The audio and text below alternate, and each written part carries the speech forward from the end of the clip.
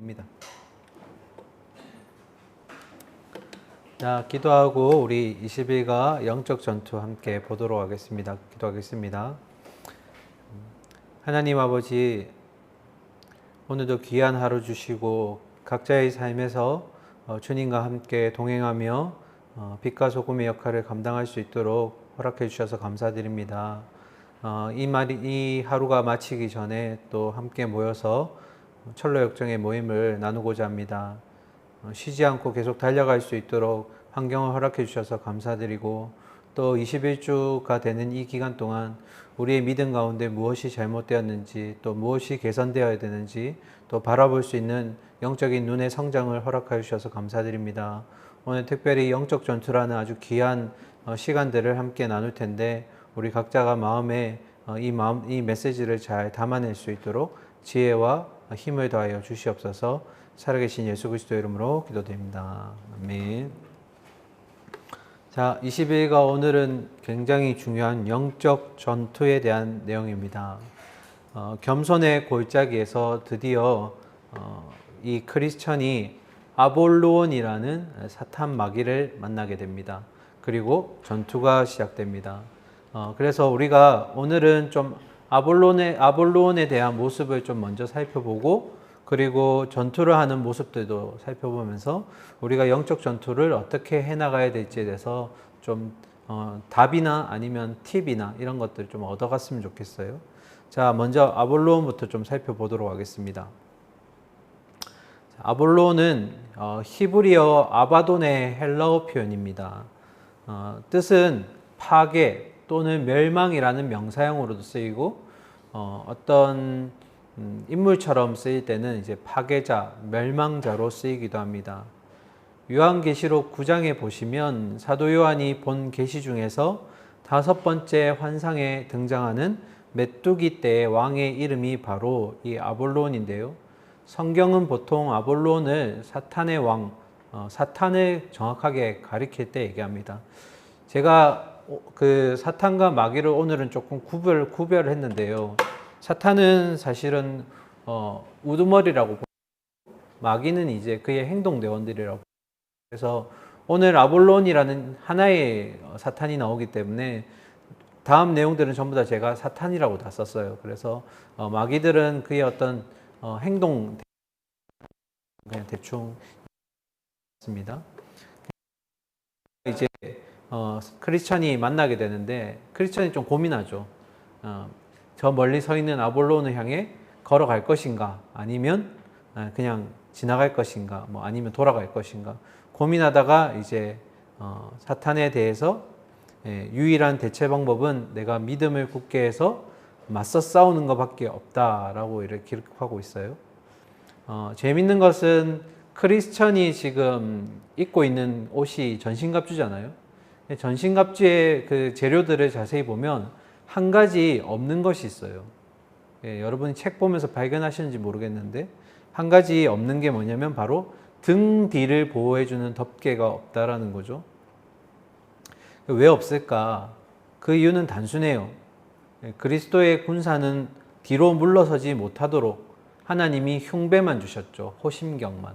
뒤로 돌아서면 마귀의 불화살에 맞을 수 있기 때문에 하나님이 주신 힘으로 맞서 싸우라고 등 뒤로는 보호대를 주지 않으셨다라는 거예요. 철로 역정에서 보니까 참 재밌더라고요. 성경에서는 이런 표현이 잘 없잖아요. 뒤로 돌아서면 불화살에 맞고 죽을 수 있다. 그거를 이제 미리 알려주는 거죠. 그래서 크리스천은 이제 맞서 싸우기로, 믿음으로 부딪히기로 하였습니다. 자, 관련해서 우리가 아직 보지 않았지만 히브리서 10장 38절과 39절에 보면 이런 말씀이 있습니다. 나의 의인은 믿음으로 말미암아 살리라. 또한 뒤로 물러가면 내 마음이 그를 기뻐하지 아니하리라 하셨느니라. 39절. 우리는 뒤로 물러가 멸망할 자가 아니요 오직 영혼을 구원함에 이르는 믿음을 가진 자니라. 그러니까 그리스도를 만난 우리는 이제는 뒤로 물러설 수가 없다라는 거예요. 여기는 이제 나중에 보시겠지만 숨겨진 의미가 있죠. 이 싸움은 내게 속한 싸움이 아니라 하나님이 직접 싸우시는 거기 때문에 뒤로 물러서서는 안 돼요. 하나님이 맞서 싸워 이기실 수 있는 싸움이기 때문에 우리는 용기를 가지고 물러서면 안 됩니다. 이제 크리스찬이 가까이 가니까 이제 아볼로온의 모습이 보였잖아요. 존 버년이 아볼로온의 모습을 어떻게 그렸을까 봤더니 욥기 40의 야단이라는 그 이미지에서 가지고 왔더라고요. 총 6가지의 모습을 좀 보도록 하겠습니다. 5가지네요. 5가지. 첫 번째는 생선과 같은 비늘로 덮여 있다라고 기록되어 있어요. 여러분이 생선과 같은 비늘이라는 게 괴물들에게는 자랑거리라고 얘기를 하잖아요. 그 의미는 이제 신앙적으로 얘기하면 자랑거리는 다른 말로 내 거를 자랑하는 거기 때문에 교만함을 얘기하는 겁니다. 그래서 첫 번째 생선과 같이 비늘로 덮여 있었다는 것은 교만함을 상징하는 것이고, 두 번째 용처럼 날개가 있다라는 것은 그것을 바라볼 때 두려운 마음이 생길 수 있다라는 거예요. 그래서 두려움. 세 번째 곰의 발처럼 생긴 발이라고 했잖아요. 밟히면 큰일 나겠죠. 그러니까 잔인함을 의미합니다. 그리고 배에서 불과 연기가 나온다라고 했어요. 그거는 이제 파괴적인 성질, 파괴한다라는 의미가 있고요. 다섯 번째 사자의 입과 같은 입은 이 묘사된 아볼론의 모습이 다 신학적인 의미가 있죠. 교만함, 두려움, 잔인함, 파괴적인 성질, 삼킴. 이런 5가지의 모습이 결국 크리스천에게 하여금 두려운 마음을 가지게 한다라는 거예요. 두렵게 하는 이유가 뭐죠? 결국 하나님에게서 멀리 떨어져 나가게 하기 위한 거죠. 신뢰를 의심으로 바꾸게 되고 두려움으로 바꾸게 하면서 하나님으로부터 등지고 멀리 가도록 하는 게 이 아볼론의 역할이겠죠. 그래서 이 두려움이 생기면 하나님을 의지하는 마음들이 점점 사라지게 됩니다. 자, 이제 본격적으로 아볼론의 공격들을 한번 살펴보겠습니다. 첫 번째, 아볼론의 공격은 너는 어디서 와서 어디로 가는 길이냐 하고 질문하잖아요. 그래서 크리스천이 뭐라고 대답해요?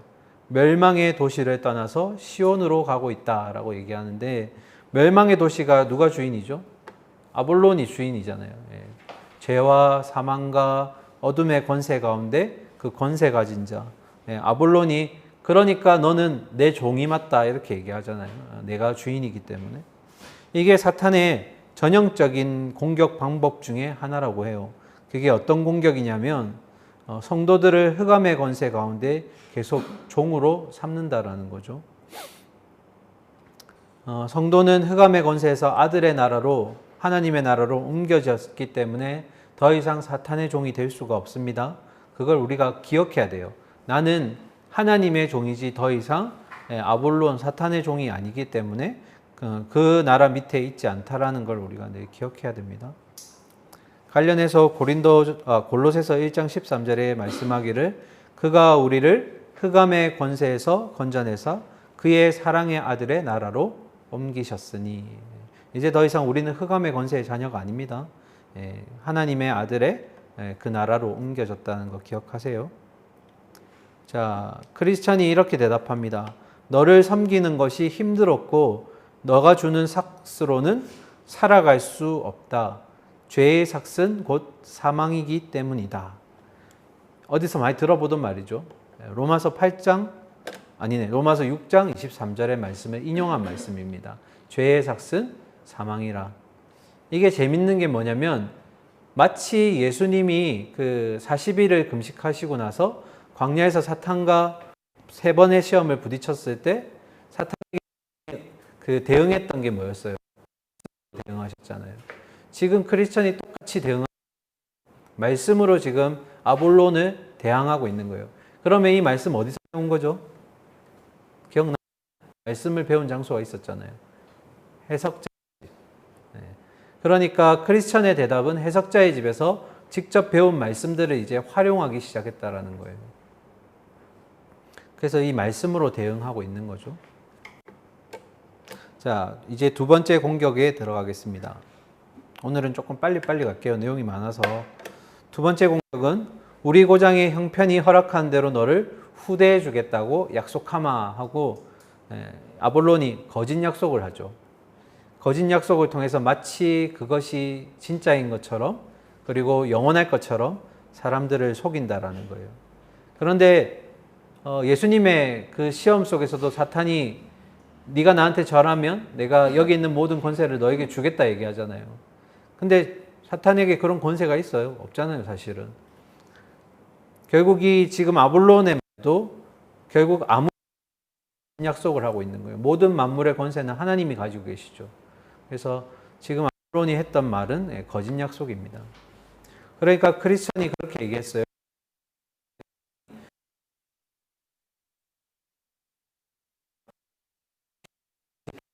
하면 되지 않아요. 지금 이 고백 속에 어떤 의미가 담겨 있냐면 성도의 정체에서 얘기. 주인으로 누구를 왕으로 있는가가 곧 성도의 정체성이죠. 우리는 하나님을 왕으로 모시고 계시죠. 주인으로 모시고 있죠. 그러니까 더 이상 사탄 마귀의 종으로 살아갈 수가 없는 존재들이에요. 성도의 정체성, 하나님을 주인으로, 주를 주인으로 모시고 살아가는 자들입니다. 자, 이어서 세 번째 공격 보겠습니다. 세 번째는 좀 말이 기네요. 자신들을 하나님의 종이라고 고백한 자들이 잠시 하나님께 봉사하다가 미끄러져서 다시 나에게 돌아오는 것은 흔한 일이다. 그죠? 우리도 흔하잖아요. 그죠? 이게 두 글자로 이제 요약하면 유혹이잖아요. 유혹. 우리의 연약한 육신이 결국 어려움과 편안함 중에 선택하라고 하면 편안함 쪽으로 갈 때가 참 많잖아요. 어려운 길을 가겠다고 다짐하지만 또 무너지기도 하고 넘어지기도 하고 그런 유혹에 참 많이 흔들리는 것 같아요. 아볼론이 참 우리를 잘 알고 있죠. 그죠? 유혹에 약하다라는 것. 자, 이에 대해서 크리스천이 대답하기를 나는 이미 내 믿음을 하나님께 드리고 그분께 충성하기로 서약했다. 그러니 내가 배반한다면 반역자로 간주되어서 처형받지 않겠느냐라고 얘기를 하죠. 우리 여기서 좀 한 단어에 주목해 볼 필요가 있어요. 그게 뭐냐면 침륜이란 단어예요. 침륜. 좀 어려운 단어인데 좀 풀어서 얘기하면 침륜이라는 것은 가라앉는 것, 침몰하는 것을 얘기하거든요. 신앙적으로 얘기하면 예수님을 믿다가 시험을 받게 되면 미끄러지거나 불신앙하게 되는 것을 이제 침륜이라고 하는데 우리의 신앙이 이제 가라앉는 것을 의미하는 거죠. 침륜에 빠지다라는 것. 그러면 다시 이제 가라앉는 것에서 떠오르려면, 다시 돌아오려면 뭔가 은혜의 수단이 있어야겠죠. 우리가 붙잡아야 될 필요가 있을 겁니다. 침륜이라는 단어 한번 기억해 주시면 좋을 것 같아요. 네. 어려운 단어 아니에요. 네. 자, 이어서 크리스천이 이렇게 얘기합니다. 나는 나를 용서해 주실 수 있는 그분의 깃발 아래에 서 있다. 네, 그분의 깃발 아래에 있다는 것은 그분의 통치 영역 안에 있다는 거죠. 깃발을 꽂는 곳이 왕에게 있어서 그 나라가 내 땅이다 이런 고백이니까 왕이신 하나님의 통치 영역 안에 내가 있다는 것을 크리스천이 지금 기억하고 있어요. 그리고 제가 PPT에 쓰진 않았지만 크리스천이 이어서 얘기하기를 나를 선택하는 것을 멈추고 이제 떠나라. 나는 그분의 종으로서 앞으로도 그분을 따를 것이다 하고 얘기해요. 이제 하나님의 종이기 때문에 나는 그분의 명령 따라갈 거야. 그러니까 나 이제 그만 건드려. 유혹하지 마. 이렇게 얘기하죠.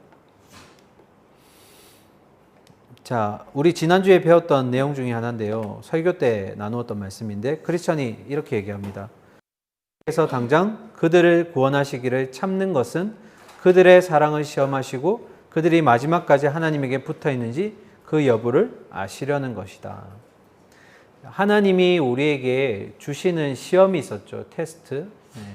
우리가 그 유혹이라는 단어와 시험이라는 단어를 헷갈리면 안 됩니다. 앞에서 얘기했던 시험은 우리가 믿음이 더욱더 견고해지기 위해서 하나님이 허락하시는 것, 허용하시는 게 테스트의 의미고, 혹은 우리 스스로가 정욕에 빠지는 것, 템테이션을 얘기했었죠. 그래서 지금 크리스천이 얘기하는 건 테스트의 의미입니다. 이 시험, 이 시련을 통해서 알곡과 가라지가 나눠질 수 있는 거고, 그래서 하나님은 즉각적으로 우리를 건지시지 않고 믿음이 얼마나 연단되어 가는지를 인내하시면서 지켜보신다는 거죠.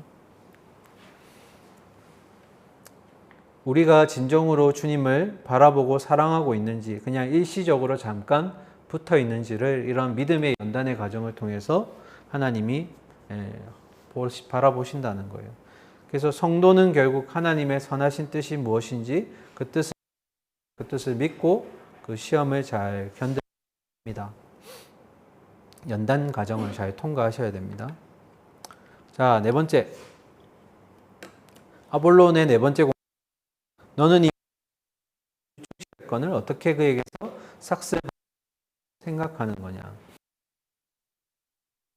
많이지는 지금 문구가 바로 이거예요. 문구의 내용이 어떤 내용이냐면 크리스천의 지금 과거의 그런 실수, 약점들을 지금 아볼론이 건드린 거예요. 너 예전에 그런 실수했었잖아. 그런 죄 저질렀잖아. 그런데 지금 하나님께 용서를 받을 수 있겠다고 생각하는 거야. 이런 거죠. 우리가 가장 많이 흔들리고 가장 많이 시험당하는 부분 중에 하나예요. 우리의 과거를 들춰내고 우리의 어떤 죄악들에 대해서 계속 끄집어내는 것. 이것 또한 사탄의 전형적인 방법입니다. 이런 에 사로잡히는 거예요. 내가 계속 죄인이다. 나에게 어떤 소망이 없다. 희망이 없다. 어떤 하나님이 나를 용서할 수 있을까? 막 이런 마음들이 계속 생겨나게 하는 거죠. 그래서 스스로가 자신을 실망한다는 거예요. 이 죄의식 때문에.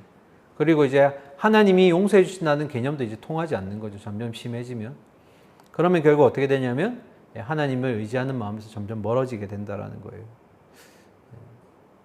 저도 이것 때문에 참 힘들었던 적이 있었어요. 참 죄를 짓고 나서 분명히 내가 회개를 했는데 그 죄가 자꾸 떠오르고 내가 은혜에 되는 순간마다 자꾸 그 상황들이 생각나고 그때의 감정들이 떠오르고 이게 하나님하고 자꾸 되게 참 어려움들이었던 것 같아요. 근데 크리스천이 참 좋은 대답을 해줬던 것 같아요. 다음 크리스천의 대답을 보면 내가 한 말에 대해서 나는 모두 이런 걸 정말 사실이야. 주님은 자비로우시며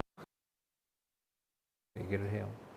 이 말은 어떤 의미냐면 첫 번째로 크리스천은 내가 약하다는 것, 그런 죄의식에 빠질 때도 있고 과거에 그런 죄를 것에 대해서 인정한다는 거예요. 인정은 하되 그런 연약함조차도 하나님이 있는 그대로 나아가면 받아주신다라는 거예요. 이게 하나님의 은혜죠. 우리가 막 어떤 죄를 범하든 하나님께 정말 참여하는 마음으로 회개하는 마음으로 나아가면 연약함조차도 하나님이 받아주신다라는 거예요. 그래서 여기에서 이제 크리스천이 마귀를 물리칠 수 있었던 방법은 바로 첫 번째는 정직함이었어요. 나 자신을 스스로 하지 않았고, 는 하나님께 용서를 구하는 하나님이 받아주실 거라는 그걸 나누었죠.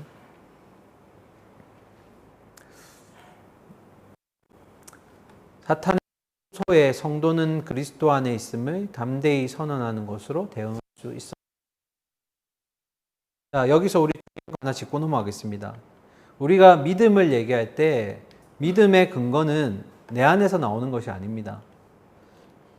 왜요? 언제나 죄에 빠질 수 있는 불안한 존재잖아요. 그리고 늘 의심하고 하나님과 대적할 수 있는 그런 가능성이 있는 존재잖아요. 그럼 믿음의 근거는 어디 있을까? 내가 아니라 그 나를 받아주실 수 있는, 부족한 자신을 받아줄 수 있는 하나님, 그리스도에게 믿음의 근거가 있다는 것. 지난 시간 우리 히브리서 통해서도 배웠잖아요.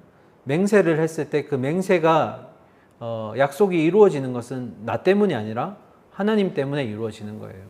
히브리서 기자 자녀들에게 그 공을 돌리긴 했지만 그러나 실제로 그 약속은 하나님의 기초에 의해서 신실하심에 의해서 세워진다라는 거예요. 그래서 자꾸 믿음에 대해서 의심하는 게 왜 그러냐면 나의 믿음에 대해서 내가 자꾸 의심한다라는 거예요. 아, 나 믿음 이거밖에 안 되는 것 같아. 내 믿음은 왜 이럴까? 막 왜 믿음이 이렇게 연약할까? 자꾸 나에게 두기 때문에 하나님이 예수 그리스도를 통해서 피값 주고 사신 나라면 그 믿음조차도 하나님께 있음을 고백해야 됩니다.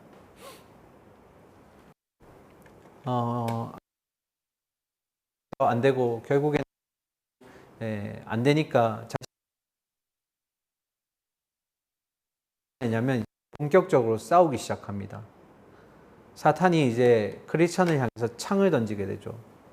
유혹해봐도 안 되고, 그리고 또 뭐 위선의 방법을, 거짓말을 써서도 안 되니까 결국 이제 직접적으로 은혜를 손상시키려고 창을 던지게 됩니다. 그 창의 이름이 뭘까 봤더니 하나님의 선하심에 대한 의심, 낙심, 회의감 이런 거예요. 진짜 창이 그런 뭐 전쟁에서 사용하는 창이 아니라 그 창의 진짜 신앙적인 의미는 결국 하나님의 선하심에 대한 의심과 낙심과 회의에 있었다. 우리 이런 낙심이 있을 때 막으라고 주신 게 있죠. 뭐였죠? 전신갑주 중에 믿음의 방패로 막아내야 된다.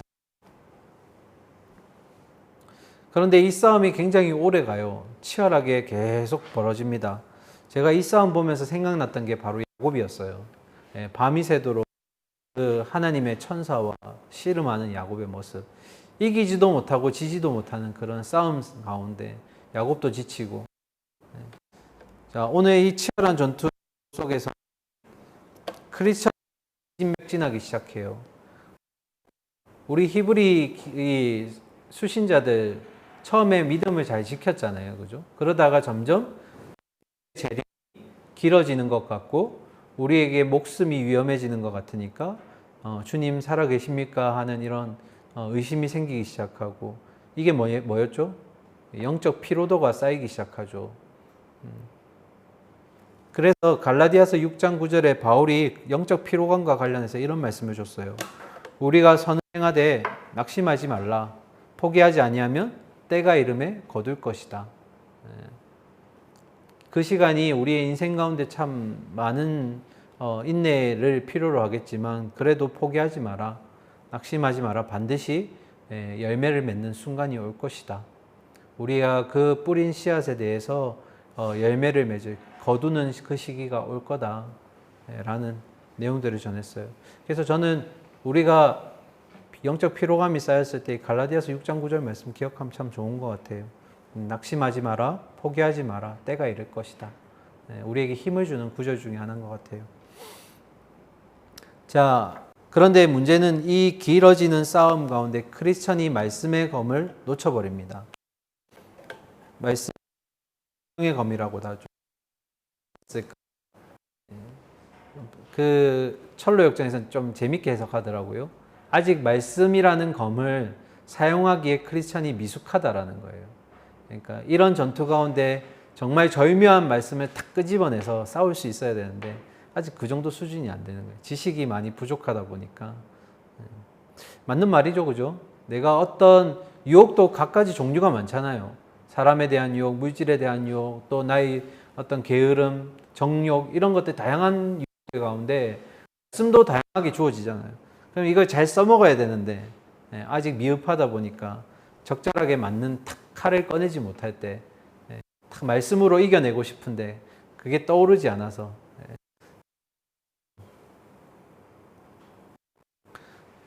자, 이 긴 싸움 가운데 거의 포기할 것 같았던 크리스천 검도 놓쳤는데 결국 하나님의 도우심으로 최후의 일격으로 아볼론에게 큰 상처를 주게 되죠. 관련해서 말씀들을 두 가지만 보겠습니다. 첫 번째는 미가서 7장 8절인데요. 나의 대적이여 나로 말미암아 기뻐하지 말지어다. 나는 엎드려질지라도 일어날 것이요 어두운 데 앉을지라도 여호와께서 나의 빛이 되실 것이미로다. 자, 여러분 중요한 건 이 싸움의 승패는 당연히 승리를 하게 되겠지만 승리하는 것이 나 때문인지 승리를 주시는 분이 계시기 때문인지를 말씀 속에서 확인하셔야 돼요. 이 영적 전투에서 승리는 누구에게 달려있는가 했을 때 미가서 7장 8절에 뭐라고 돼 있어요? 어두운 데에 앉을지라도 뭐라고요? 여호와께서 나의 빛이 되실 것이다. 이 싸움의 승패는 내가 아니라 하나님께 달려있다라는 거예요. 한 구절 더 볼까요? 로마 잘 아는 말씀인데 그러나 이 모든 일에 우리를 사랑하시는 이로 말미암아 우리가 넉넉히 이긴다. 우리를 사랑하시는 그분 때문에 우리가 이 싸움을 그냥 이기는 것이 아니라 넉넉히 이길 것이다 라고 얘기를 해요. 그래서 우리에게 이 영적 싸움에 있어서 가장 중요한 것은 지난번에도 얘기했지만 이 싸움이 내 싸움이 되면 지는 거예요. 근데 하나님께 맡기고 말씀으로 부딪힐 때 이길 수 있다라는 것. 그거를 조금 구원의 개념으로 가지고 가면 결국 이 싸움은 구원의 확신이 영적 전투를 승리하게 만든다라는 거예요. 왜냐하면 그리스도가 죽으셨다가 다시 부활하심으로써 우리에게 사망 권세로부터 승리하시는 모습을 보여주셨잖아요. 그런데 성경은 뭐라고 얘기해요? 그 부활하신 그리스도가 부활의 첫 열매가 되기 때문에 우리가 앞으로 그 열매들을 맺어갈 것인데, 그렇다면 우리도 또한 나중에 부활할 때 사망 권세로부터 최종적인 승리를 가지고 올 것이라는 거예요. 이게 이제 구원에 대한 확신이죠. 이 확신이 결국 영적 전투에서 승리를 가져오게 하는 비밀이 될 것이고, 우리에겐 또 승리의 근거가 될 거예요. 그죠? 자, 2개 남았습니다. 자, 크리스천이 이렇게 합니다. 사자의 입에서 나를 구원해 주시고 아볼로온과 싸울 수 있도록 도와주신 주님께 감사합니다. 크리스천이 이 싸움을 통해서 깨달은 건 딱 한 가지예요. 내가 엎드려야 되고 내가 하나님의 힘을 얻어야만 이 싸움을 승리로 가져올 수 있다. 전적인 하나님에게 의존하는 마음이 있을 때 우리의 육신의 힘으로는 되지 않고 하나님께 의지할 때 이 싸움을 이길 수가 있다. 자, 부가적인 내용 3가지만 빨리 다루겠습니다. 크리스천이 굉장히 많이 다쳤잖아요. 그죠? 막 피도 나고 막 상처도 있고. 그런데 어떤 사람이 와가지고 생명나무 잎으로 탁 덮어져서 상처가 나왔잖아요. 그러니까 하나님은 이 싸움 가운데서 회복할 수 있는 은혜도 같이 부어주신다라는 거예요. 그리고 처녀들이 출발하기 전에 준비해준 빵과 포도와 포도주가 있었죠. 크리스천이 이 싸움 끝나고 나서 그걸 먹고 회복하잖아요. 여기에는 이제 어떤 의미가 있냐면 여호와 이레, 준비하시는 하나님의 은혜가 있다는 거예요. 분명히 이 싸움 가운데 미리 싸움에 지칠 것을 아시고 준비해 주신 은혜가 있다는 거예요. 그리고 마지막, 이제는 칼을 손에 쥐고 가죠. 더 이상 놓치면 안 된다는 걸 아니까. 그 의미는 어떤 의미죠? 절대로 말씀을 놓치면 안 된다. 늘 곁에 두고 달려가야 된다라는 영적 긴장감을 가지고 말씀을 늘 곁에 두어야겠다라는 크리스천의 다짐의 모습을 봅니다. 자, 오늘 되게 중요한 내용들이 좀 짧은 시간이지만 확 지나갔는데 중요한 건 이제 2가지 정도 좀 기억해 주셨으면 좋겠어요. 사탄 마귀가 우리를 유혹할 때 유혹 자체도 있지만 그것보다 우리를 죄의식 가운데 연약해지게 만드는 것. 그랬을 때 우리가 해야 될 방법 중에 하나는 있는 모습 그대로를 인정할 줄 알고 하나님의 도우심을 구하는 것. 죄의식에 빠지거나 낭망하면 안 된다는 거예요.